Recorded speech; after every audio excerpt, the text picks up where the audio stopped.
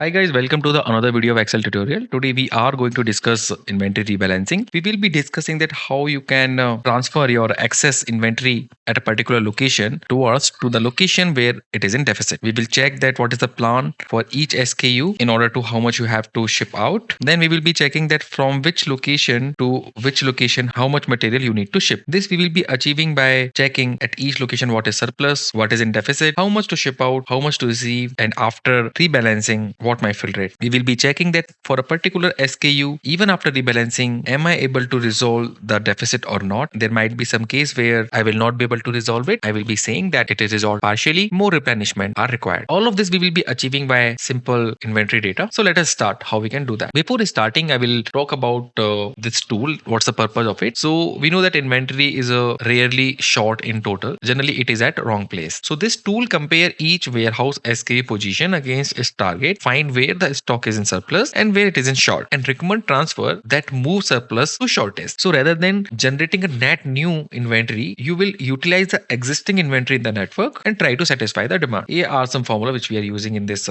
sheet. I just want to talk about some key definitions. So what is the target stock? So target stock at a location is in terms of weeks of supply. Let's say you are setting that you always want to maintain 4 weeks of supply. It means whatever your 4 weeks of demand, that will become your target stock on a particular week. Then the transferable surplus. So whatever you are going to have above your target, it is your transferable surplus. Then what is your deficit shortage? It is target minus on hand. Wherever it is positive, the unmet needed transfer should fill. Fill rate is something, is your on hand quantity able to meet the target quantity? Now come to the rebalancing logic. What's the method which we are using here? So we will be checking at each location for the same SKU, are we in surplus or not? And then we will try to take that surplus and distribute it to the deficit location as a fair share. What's a fair share? Which means as per the proportion. I will be talking about incoming tabs. Here we are talking about that why this rule is important. So what exactly it guarantees? So this is important. So here we are saying that we will be telling you that this is the surplus and this surplus can be utilized at another location against the deficit. But imagine a case where your surplus is less than the deficit. So the residual shortage will be there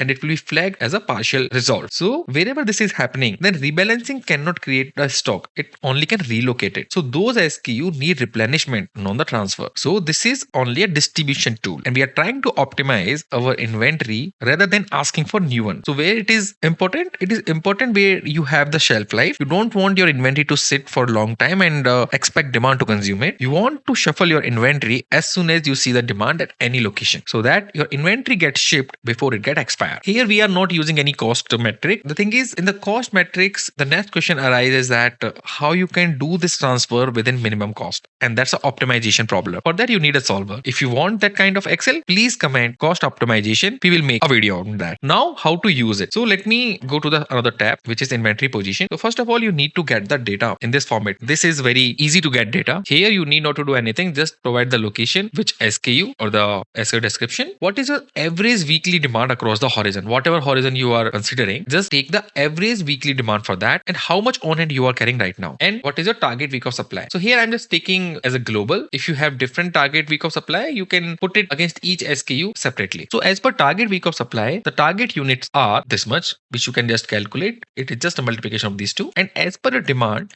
your on hand is covering how many weeks of supply? It is 7.3. So if you try to net out your on hand against your target units, you will get that 633 units are extra and that are in excess. That is why it is going into surplus and the fill rate is 100% because whatever existing inventory I am having, it is sufficient to cover the 4 weeks of supply, which is 768 units. So that is why fill rate is 100%. If you go to the third row, which is this one, here I have on an inventory as 341 and my average weekly demand is 144. So as per my target week of supply, my target units became 576, but my on hand week of supply is around 2.4. So what is the net? Net is minus 235, which is shortage. I'm saying I'm in a deficit of 235. Right now, my inventory is only covering 59% of the total demand as per the target. So this is how in this particular sheet, we will check that where we are in surplus and where we are in deficit and how much is our fill rate. Now come to the rebalancing engine. So in the rebalancing engine, we will write down each and every SKU, its description and how much surplus we have across all the locations and how much deficit we have across all the locations. So we know that for this SKU 1001, we have surplus which is 2101 across all locations and deficit of 235 across all locations. So here we can say that surplus is higher than the deficit. We can easily transfer surplus into deficit and get resolved. So here we are saying that earlier the short short is 235. The transfer quantity required is 235. So the after the short quantity will be 0. So we are reducing the deficit by 100% and the status is resolved. This will happen automatically in this particular sheet. But if you see the second line, which is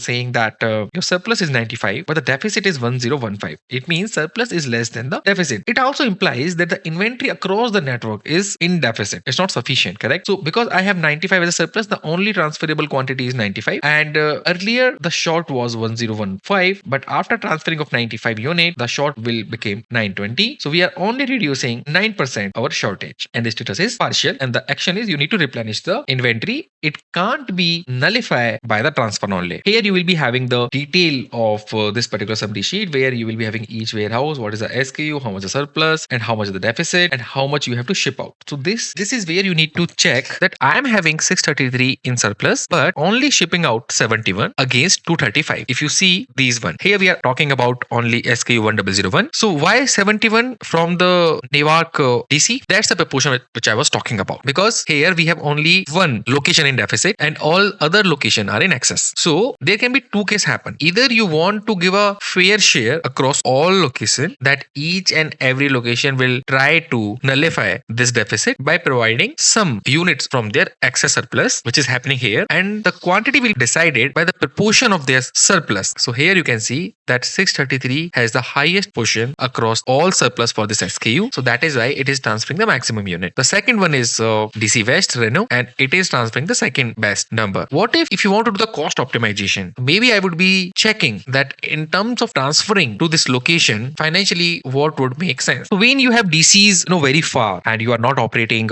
in a micro market, then you need to take cost into the consideration. If you are operating in a very micro market and the cost is negligible, correct, then you can go with this kind of approach. So here we are saying that each location is going to ship out this much quantity and they are going to receive 235 all in, which is this one. It is saying that how much net move, then what is the on hand, and post what will be the on hand. After doing the rebalancing, the post on hand fill rate is how much? It's 100%. If you see for the SKU 1002, you will be saying that their surplus is 95 but deficit is too much. Okay, then what we are saying, we are transferring the surplus against each location, and then we are saying that earlier the on hand was 652, post rebalancing the on hand will be this much, and the fill rate will improve by certain percentage. Okay, now the question is how much one location is shipping to another location, that we are going to check in the transfer plan. So in the transfer plan, this sheet is attached to which each SKU. So here if I'm going to select like SKU2, so it will be saying that total ship out plan is of this much quantity. If I go to the sheet 1, the total ship out plan is this much quantity, which is like this only. But if you see the consolidated network flow, here I am saying that from east to east is 0, from east to Dallas I am transferring 345, from east to Minip I am transferring 183, and likewise this is for all SKU right now. But how you can identify this particular, that how much a from location is transferring to two locations? So for that I just do a calculation here. So I will be writing down all of the excess and all of the deficit. Okay, then I will be taking a number of maximum of either this particular surplus is in maximum or the deficit is in maximum. So let's say here if I am going to check this, total surplus is 2101. Okay, and the total deficit is around 235. So which is the maximum? 2101. So now what I'm doing, I will be calculating the proportion against this 2101 of this excess, like 633, 301, likewise, and then whatever proportion I'm going to get, I'm going to assign it against this particular deficit. Okay, if you see the second case, correct, the second case is here I have the excess of 95 but I have the deficit of 1015. So what is the maximum? 1015. So now the 1015 has to be proportion, correct? Now that will be proportion against these number, and which one is the higher? The share of 95 will be distributed against. So this will happen automatically. You just need to put the number of demand and the inventory. This whole calculation will happen automatically, that from which location how much quantity you have to transfer. I have created it for all location and all item. If you want to put single item and multiple location, it will give you the transfer flow for that item across all location. So this is how you can generate your transfer plan. You can check that where inventory is in surplus and how you can utilize it, so that rather than procuring more, producing more, you actually optimize your existing inventory and get your fill rate higher without actually producing more. This will save you in order to producing more, procuring more. It will save you money in terms of write-offs, because sometimes the inventory remain at particular location and get expired because you do not rebalance it because it is not at right location. So this particular kind of activity helps a lot. If you want this Excel, I will attach it in the description with a very minimal price. Hope you like this video. video, kindly share, like and subscribe. We'll see you in next video. Thank you.